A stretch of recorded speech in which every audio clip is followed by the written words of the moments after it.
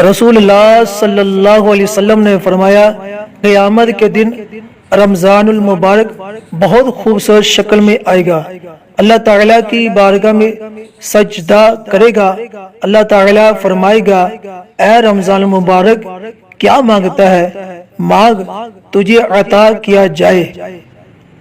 اور اس آدمی کا ہاتھ پکڑ جس نے تیرا حق ادا کیا، تیری عزت کی، تو رمضان المبارک میدان محشر میں چکر لگائے گا، اس آدمی کا ہاتھ پکڑے گا جس نے اس کی عزت کی ہوگی، اللہ تعالیٰ کی بارگاہ میں کھڑا ہو جائے گا کہ یا باری تعالیٰ اس آدمی کو عزت کا تاج پہنا دے۔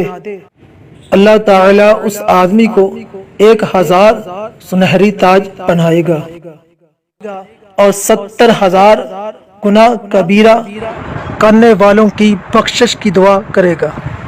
اللہ تعالیٰ اس کو 1000 حوروں کا مالک بنا دے گا، جس میں سے ہر ایک کے ساتھ 70,000 کنیزیں ہوگی، پھر وہ جنت میں ایک براق پر سوار ہوگا۔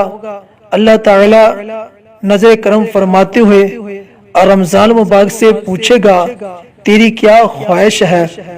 رمضان مبارک عرض کرے گا، اسے اپنے نبی صلی اللہ علیہ وسلم کا قرب عطا فرما، اسے اپنی رحمت اور برکت سے نواز۔